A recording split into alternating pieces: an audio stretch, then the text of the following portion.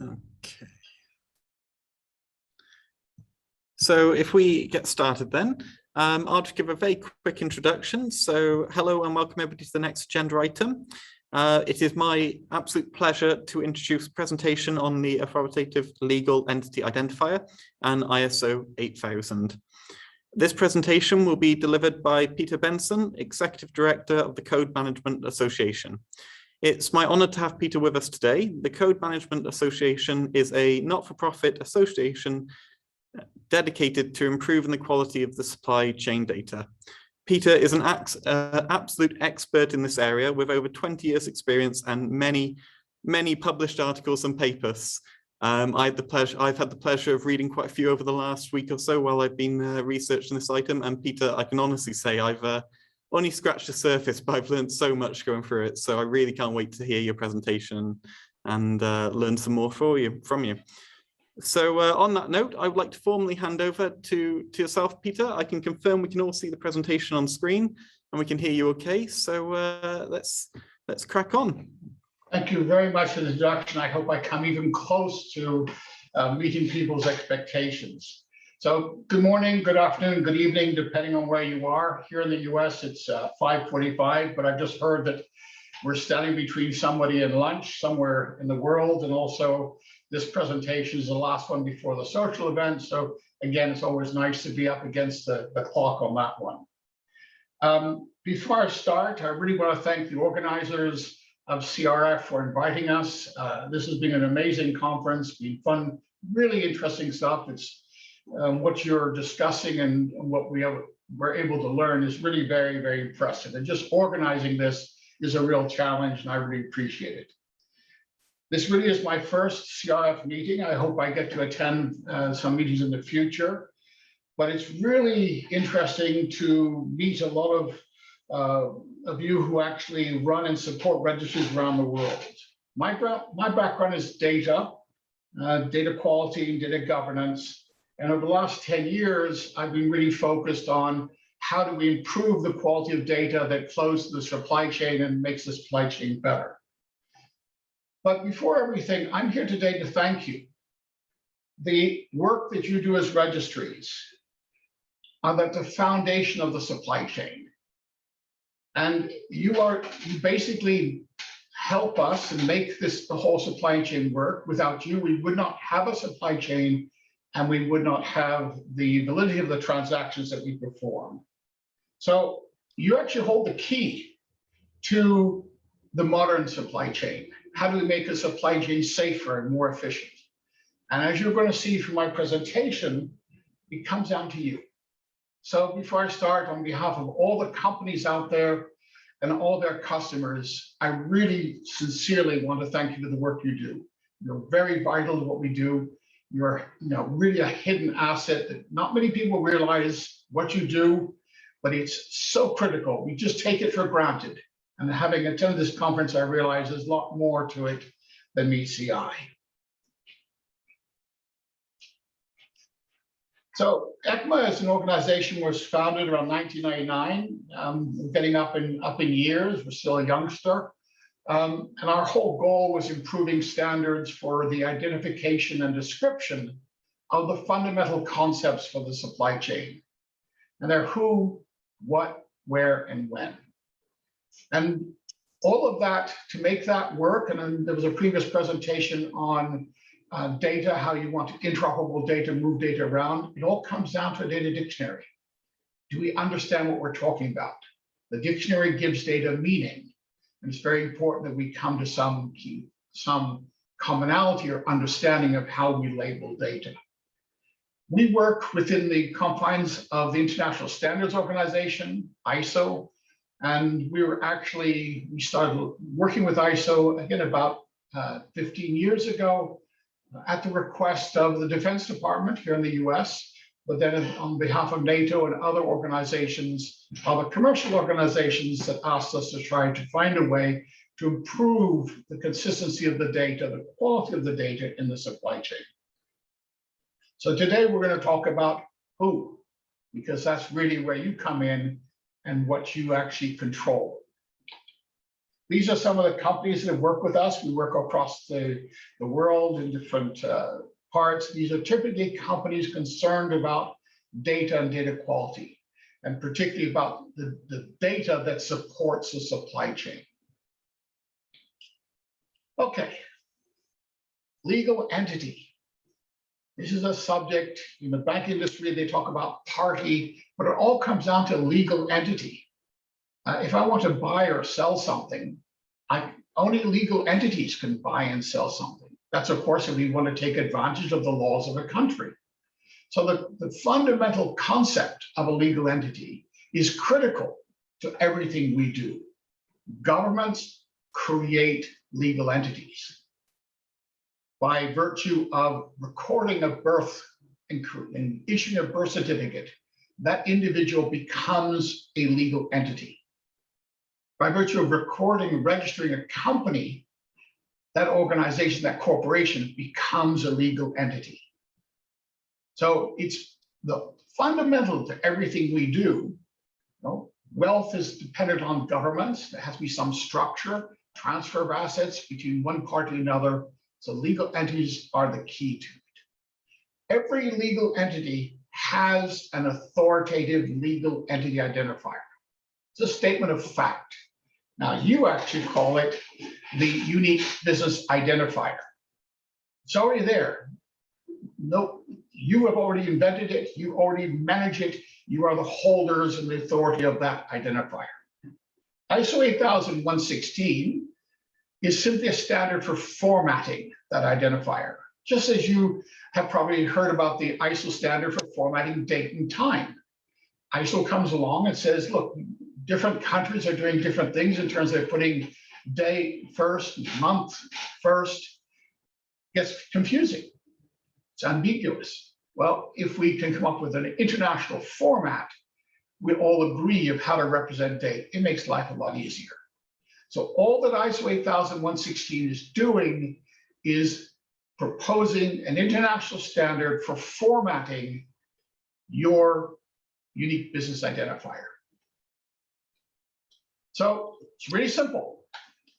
Now you have two examples on the screen, one for New Zealand, one for the US. Basically what it does, it puts a prefix in front of your existing number. That prefix identifies your registry. So ISO 800116 simply describes how we create these prefixes. Has to have a country code first. If there's a subdivision, like in the US, we have states, and then there's a name of a business registry. So the New Zealand number, 942903, somebody will probably recognize that.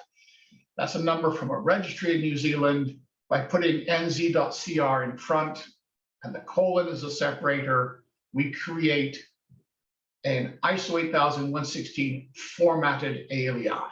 So the standard does not create the ALEI, you create it.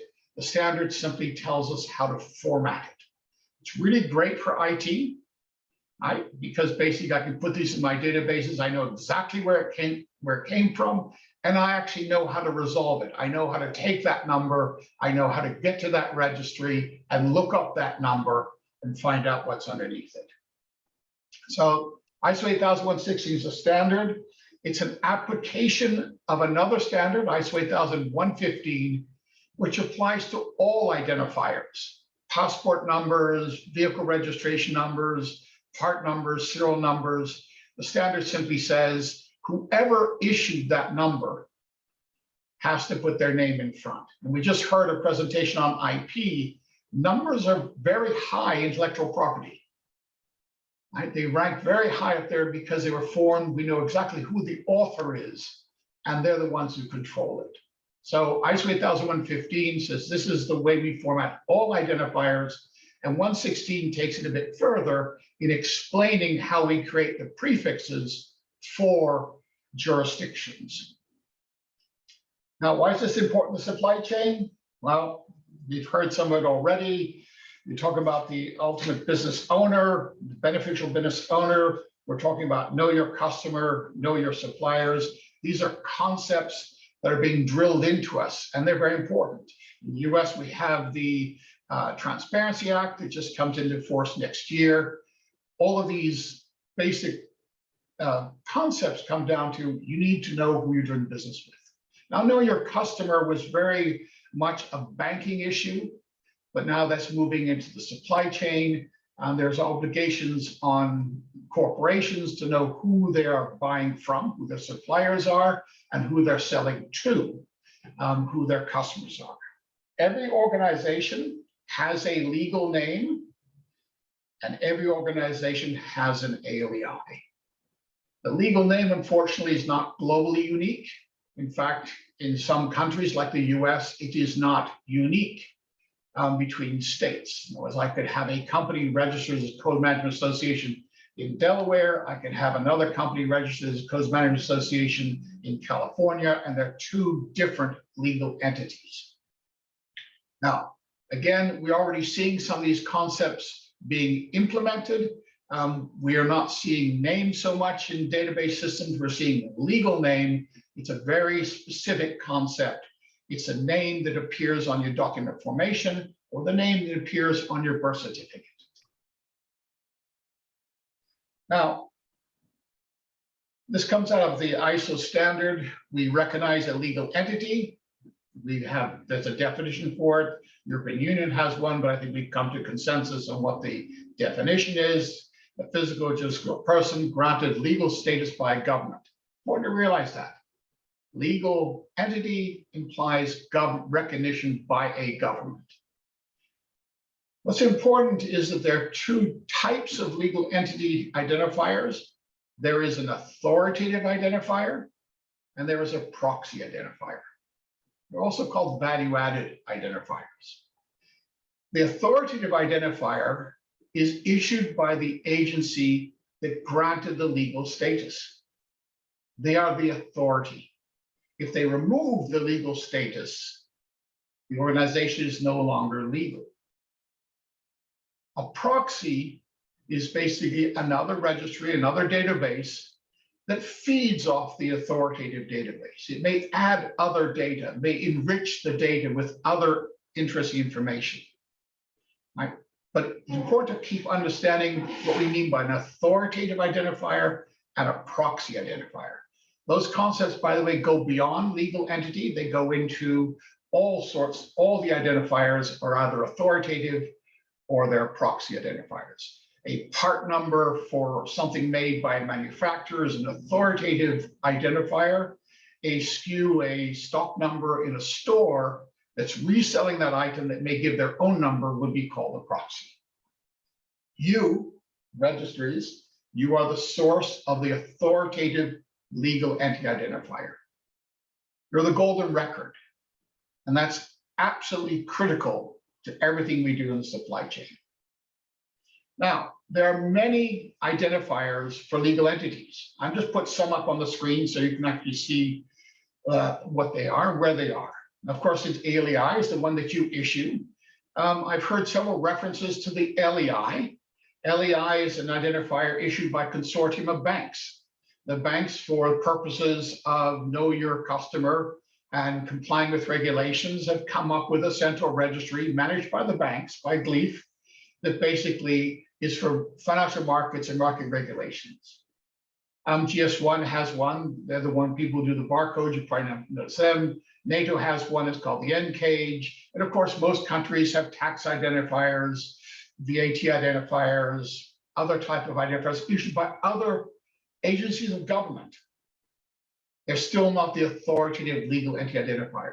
In all of these cases, it gets back to the root, and the root is the ALEI. And Customs has their own identifier as well. And of course, every company that buys, every large company issues identifiers for their suppliers. Those are used internally, but sometimes they get outside the company. So you're the root. You're where it starts. You maintain and manage the golden record. And for that, we are forever grateful. Let me show you how it's used in practice. This is Corning glass. It makes the glass on your cell phone. It's called Gorilla Glass. And they use the ISO 8116 ALEI to validate and verify all of their suppliers and all of their customers. Okay, you would have thought that's not very complicated. Well, here's an example of what we typically find when we look at what we call the supplier master or the customer master. This is all the data they collect on their customers or on their suppliers. So this is a supplier master. They had 24,245 suppliers in their database. Well, 17,000 could not be identified. Sorry, I apologize. That would be even worse. In this case, 7,000, which is bad enough, 29%, could not be identified. There was not sufficient data in their database to be able to uniquely identify the legal entity. Now, when this information was provided to them, you can imagine that their CFO was not exactly a happy camper, and their CEO was even less happy. How is it possible? These are active suppliers, people we pay millions upon millions of dollars to, and you're telling me you don't know who they are? No. In 29% of your active suppliers, you don't know who they are. Now, not hard to figure it out. You send a letter to the supplier and you say, oh, excuse me, who are you? That's a pretty interesting way to conduct business. Of the 17,000 that they were able to identify, here's another fun fact. 7,000 were duplicates. How's that possible? Well, most companies use name. So they, very common supplier here is Granger. They spelt it Granger, uppercase, lowercase, Granger Inc., Granger Industries. Different parts of the business had described the same supplier with a slightly variation on the name.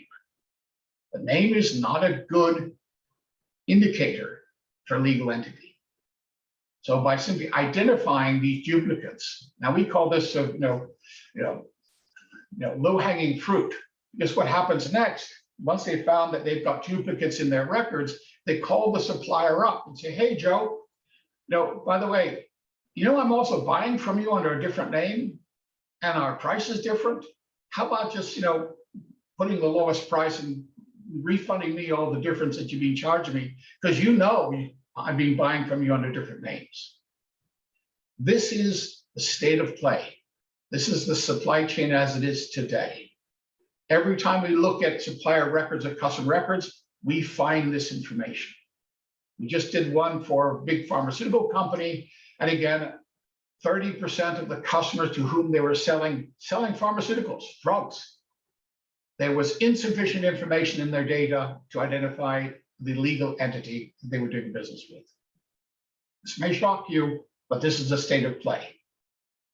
So the modern supply chain, where we're heading, is pretty simple. We want real-time authoritative data. We want to ping your registry. We want to send you the ALEI, your business entity, your business identifier. And what we like back is the legal name, data formation, and status. Really simple, 3 pieces of data. As one of the larger organizations, they've come to the conclusion that before they pay their supplier, they want to ping your registry to make sure the registration is still valid and still up to date. Why do they want to do that? Because that's the single largest corporate fraud. Corporate fraud is a form of identity theft, but what actually happens is they pretend to be your supplier.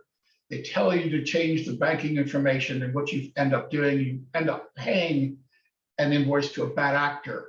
Why? Because they used the same name or a name that was close to it, and you weren't able to check with the registry.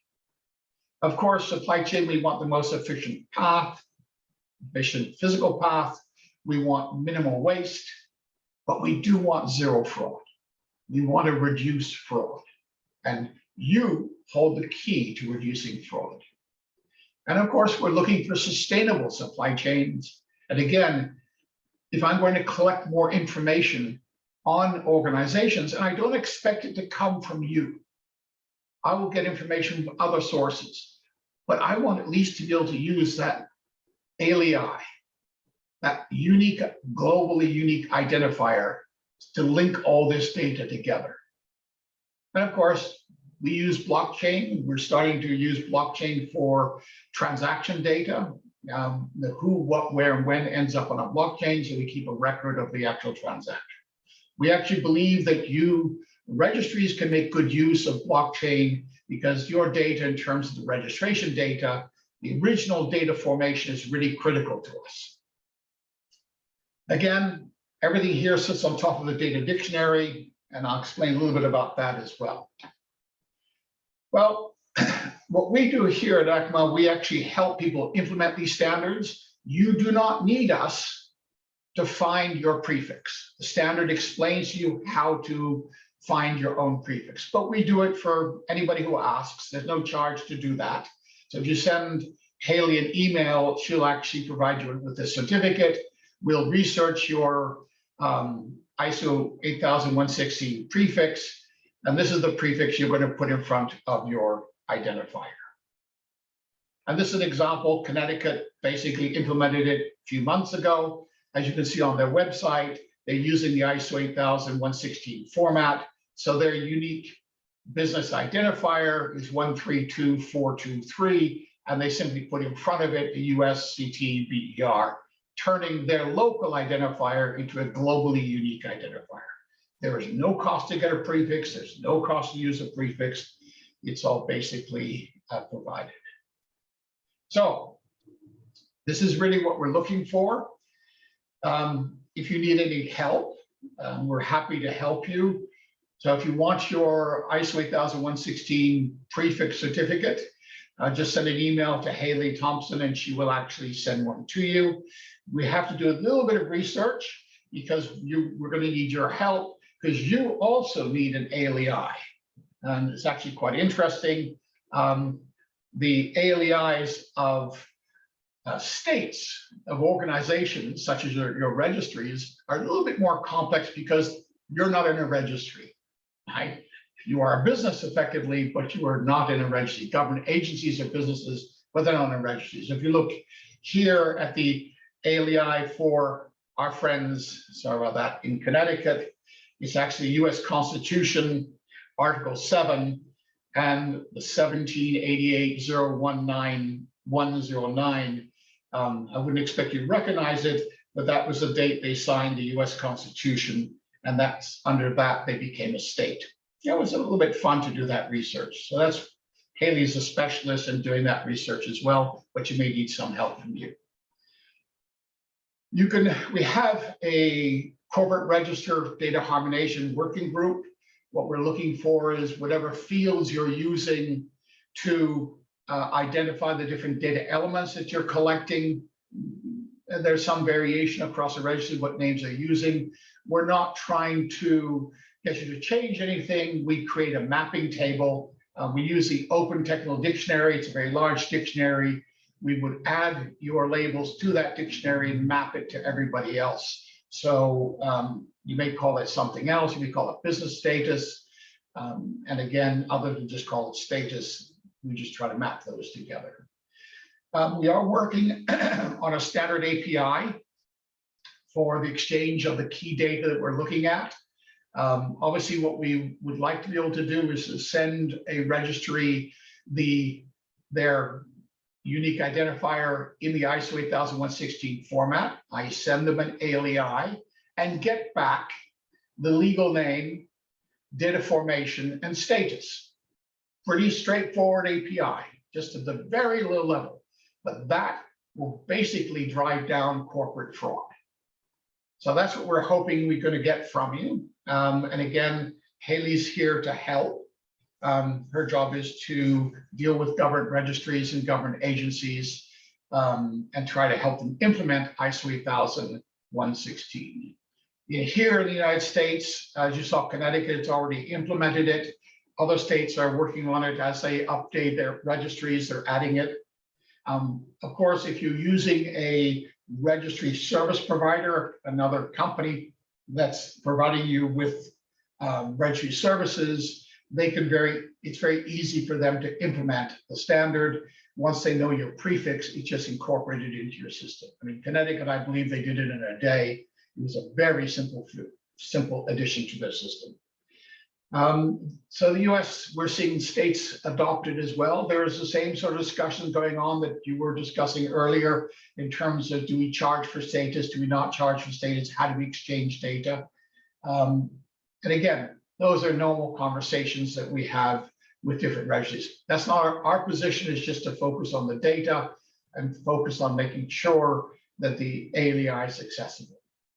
ALEI for an individual exists, and it is the number of the birth certificate. So when a birth certificate is registered, just as you do with a corporate registration, a number is issued, and that number is actually the ALEI. Unfortunately, on most birth certificates, it's not obvious. There's typically more than one number. There's number for the certificate itself, but there's number for the hospital sometimes. So it's not really clear on those certificates, and we're hoping to see in the future that the ALEI in the ISO 800116 format starts appearing on birth certificates. I think that will be helpful as well. So there we go. This is not challenging. It's not hard to do. And I hope all of you or most of you can find it easy to implement. I think you'll see the value in making sure that your numbers, your local numbers, are recognized and that everybody can link to them. So I hope that is helpful. If there's any questions, I was trying to make sure we got through on time, because I really don't want to hold you back from your social event that's coming up after this. I'm watching the chat, so if there's anything that comes up, I'm happy to answer it. Again, you've got Haley's email address. Just send us an email and we'll send you your prefix registration certificate. And if you happen to have metadata, if you're storing the data that you're using in your registry, if you're working with a service provider, they will definitely have it. And we're looking not just for the labels you're using for the data elements, we're looking for your definitions. Those are helpful as well, but also any codes, any pick lists. So typically if you have business types, those are important to know as well. And again, there's no charge for that. What we do is we manage the dictionary on behalf of all of our users. We work with ISO and IEC and all the different international standards bodies to try to collect together terminology to make sure that everybody understands and can map from one terminology to another terminology. And of course, across languages. So the Open Dental Dictionary is a great resource. It's available online and it's in multiple languages, and anybody can contribute to it. It's a bit like a Wikipedia, but it's just very focused on a dictionary, so you can add concepts to it. I hope that sort of sums up where we are, and I really do hope that we can be of help to you as you go forward. And I really have enjoyed your conference. And again, if I haven't said it, it bears repeating. Commerce owes you a great vote of thanks. What you're doing at the registries, this key data that you're managing, is something we all depend on. And you're doing a wonderful job, and we really appreciate what you're doing. So thank you again. Brilliant, fantastic. Thank you so much, Peter. And I just have to say, echo that straight back. A huge, huge thank you for your presentation today and the content you've shared. On a personal note, I really do love hearing about how data is used and how we can really extract even more value from it. I think it's so fascinating to see where we've come from in terms of 100, 200 years ago, things being recorded on paper, to slowly transitioning into digital, into the digital world, and now being at the point where data is just first and foremost at the front of and at the heart of literally every single thing we do day in and day out. So I'm really excited to see where that goes as well. So many, many thanks for your presentation. Yeah, there is, if the group is interested, there are standards for location. There's an open public domain way to create an identifier for location. Supply chain uses it for loading docks. but you could use it for front gate, front door, back door. It's very specific to location inside a building or outside a building. And it's, again, these are free open standards. So if you're storing addresses in your database or you're storing locations in your database, you may want to look at the natural location identifier, and we can help with that as well. Oh, fantastic. Thank you so much. I've seen we just had 2 quick questions pop into the chat. We have got a minute, so I don't know if you're able to... One says, how is ECMA funded? I can answer that. We're funded by membership. We have members, either individuals that are members. I think it's $50 a year. And then we go up to corporate members who use us to help them improve the quality of their data, analyze their data, and their membership is a little bit more expensive. It goes up, I think, about $5,000 a year. And we provide services around their data. We also have shared supplier masters and shared organization masters. So we help our members share data amongst themselves, and we notify them of bad actors. So it's really, we're funded by our membership. Somebody said, what was maybe you can help me by missing the question. Let me have a look. Yes, can you look up entities with ALEI at your website? Yes, you can. We prefer that they go directly to the registrar's sites, but we cache the data on our website. So we have a research team, about 15 people based in Sri Lanka. And basically their job is to access your registries and look for data and help our members look up data in your registries. So they're experts at researching data. So if you want some customers who are using your registries all the time, we can talk to them because they know which registries they like and which ones they find a little bit more challenging. But yes, so we do collect that data. We put it into a central system, which all of our members have access to. And we do verify the status every 12 months or every time somebody onboards a new supplier. So typically when they first clean up their master supplier list, and then they use us for onboarding. As they onboard new suppliers and new customers, they get us to help them check the legal name and the ALEI, of course. And we automatically reformat it into the ISO 800116 format. So we already have all the prefixes for most of the registries. Oh, fantastic. And I'll ask one last quick question and then I'll introduce the social hour and we'll move across. But it's a question from Michael. Peter, in terms of working groups, what would the average involvement be, say hours per month, to participate and the range of activities that would be involved? It depends on what you want to do. Normally, our working groups are open. So if you're an individual, it's $50 a year to become a member of ECMA. There is we have an online course for master data quality, which is free and open, and you may want to take a look at that. It only takes a few hours, but gives you a really good background in what you need to understand about data quality in the supply chain. And that may help you as well. But the working groups inside ISO are a little bit different. In ISO, you participate through your own national bodies. So in the US, we participate through the US tag. In New Zealand, you participate through your standards body. So different countries have different participation.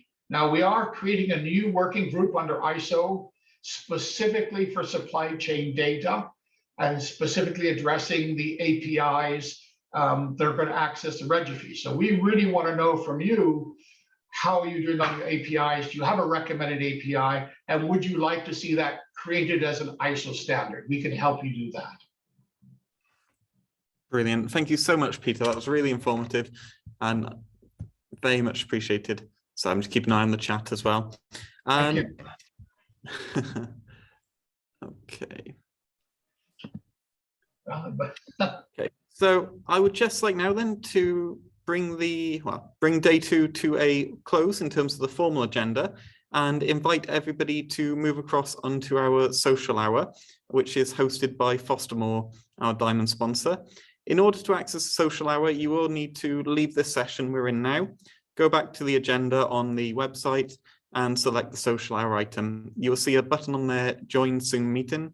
And if you click that, it should take you through to a new Zoom window where you will be able to turn your videos on, cameras on, and join into the conversation. So with that, I shall bring this item to a close. And thank you again, Peter, for a really informative presentation and discussion. And I'm sure we'll talk again soon. Thank you very much, everybody. Yeah.